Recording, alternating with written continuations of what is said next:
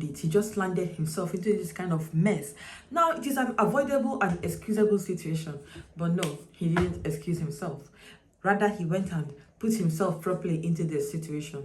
Please note, there are things you should never do on a student visa. In fact, if you are in the UK at all on any visa category, there are things you should never ever think of doing. It's going to backfire on the long run. Hey guys, welcome back to my channel. I am Chinemerem. If you are new on my channel, hi, you are most welcome. Please do have to like this video, share and subscribe to my channel.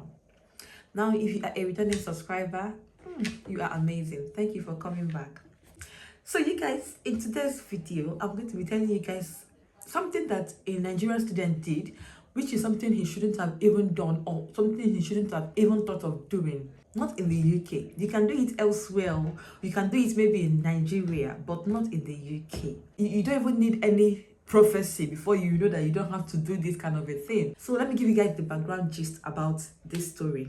So there is this Nigerian student in Wales. So he's been having issues with his wife. Now the man is the main student and the wife is the dependent. Actually, they got married last year around April and they divorced around August. So the marriage lasted for like April, May, June, July, August, 5 months, and they divorced.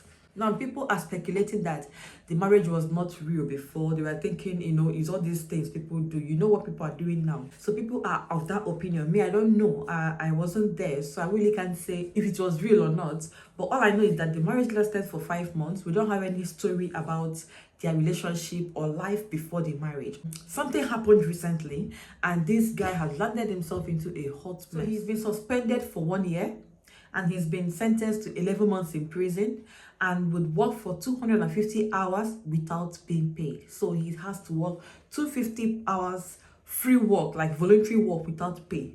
It doesn't matter the kind of job he's doing, whether care or not care, he will have to work for 250 hours and he will not get paid.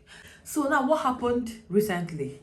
After their separation, the wife went to Bangor to visit him. So recently the wife went to Bangor to visit him to see if they can reconcile, according to the news, if they can reconcile their differences, maybe come back together. So on getting there, the man took her passport and some of her personal belongings. The man seized everything and then assaulted her repeatedly. Now police arrested him at the scene and they found traces of blood on him and his property. According to the news, it says they found traces of blood on his person and property. Maybe the woman was still there. It was neighbors that called the police. Maybe they were hearing some noise and they felt okay, they should call the police. So it may also be that the woman left and went to the police and straight to report. Then the police came and arrested him. Because from the news, it doesn't say the woman was there when the police arrived, but it says that there were traces of blood on him and on the properties. Now, it could be that the neighbors called the police themselves. See, there are things that you should never think of doing. This kind of a thing is one thing you should not think of doing. I thought we left all this physical domestic violence back home. Those things are not even allowed here. To talk of beating your wife as much as inflicting pain and injuries on her. Of course, it's not allowed. Now, let's say, for instance, it was the neighbors that called the police on this man because they must have been hearing noises, different noises that shouldn't be heard. For you to inflict pain on somebody as much as bringing blood out of that person means you must have done something really loud that people would hear in most cases. Now, that houses in the UK, they are somehow not soundproof, if you ask me, because you can be doing something in one room or in one house and the person in the next house can be hearing what you are doing. So if you feel I should do whatever I want to do inside my house because it's inside my house, your neighbor could be hearing what you are doing and they could report you. Honestly, this man could have avoided this kind of situation. If he didn't want the reconciliation with the wife, he could have just excused himself or maybe controlled his anger or maybe go to the wall and start punching the wall instead of, trying to inflict pain on the woman because of what? And the worst is that right now, I'm sure his DBS will be affected because you can't do this kind of a thing and it will go on your record. No, you can't get employed without your DBS, no matter the job you're going for. Most employers will ask you for DBS. And in most cases, the company you're going to work with will do the DBS for you while you pay them.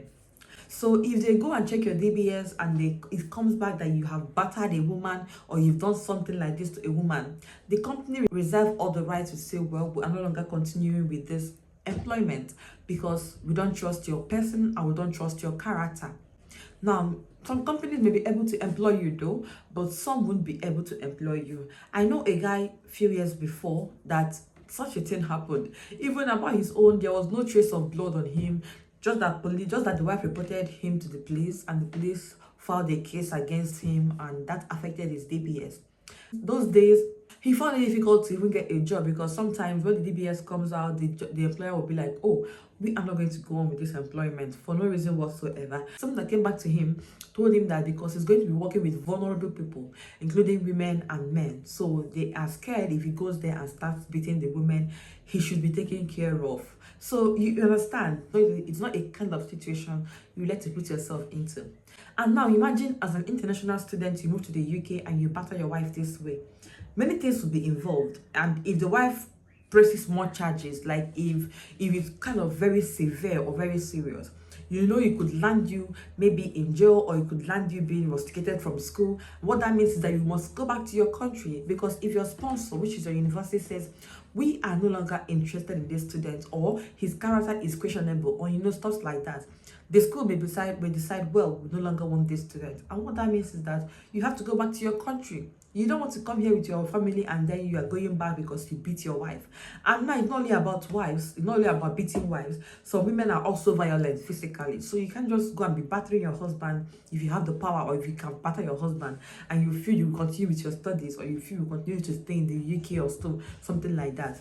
No, it's not really advisable. It's not something you should be thinking of doing. If you have any differences, for crying out loud, you can just, if you can't settle those differences, leave the house, or maybe go somewhere else that you can calm yourself down. Now, this person has been suspended from school. I don't even know how he's going to do it after his suspension, whether you will go back to apply for another visa and continue his studies, because if they suspend him for 1 year, his visa is running for the 1 year. So once his visa is done and he wants to go back to school the next year, how will he do it?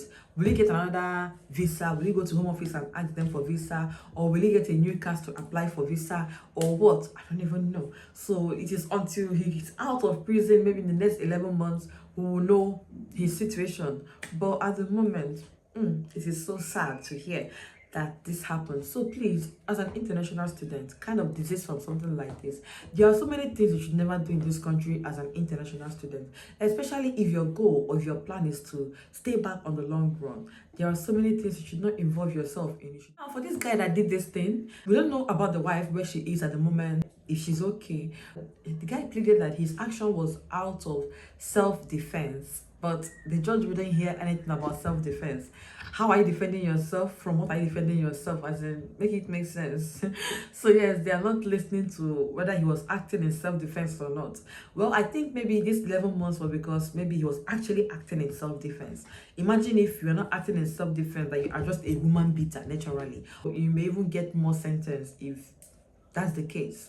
So, well, his attorney, who was defending him, said that he's a Nigerian and a conscientious student and a valued member of the course with an excellent attendance record and good academic performance. And they also said he's an intelligent man and wants to do all that he could possibly do to ensure that he maintains his liberty. But the presiding judge, said that he will still have to sentence him to 11 months in prison. The presiding judge also stated that he can see that the guy is performing well at Bangor University and he has good plans for the future, but that it is clear that he has no genuine empathy or remorse for what he has done to his wife. A wife should feel safe in a relationship. That is the bottom line. A wife should feel safe in a relationship. In other words, if the wife is not feeling safe in a relationship, that means the man has failed. And of course, if he does something like this, he'll be going to jail. So please, if you can, and if possible, please desist from doing this kind of a thing. You don't want to land yourself into a mess you can easily excuse yourself from. And it doesn't apply to just men. It's both for women and men and women. Whether you are a woman beater or a man beater, whichever one that applies to you, try not to do this kind of a thing, especially if you are on a visa, especially student visa. Please kindly try not to do this kind of a thing. It is not nice at all. So you guys, until I see you guys again in the next video, please don't do this kind of a thing. Don't forget to like, share and subscribe to my channel. Do take care, stay safe, and bye.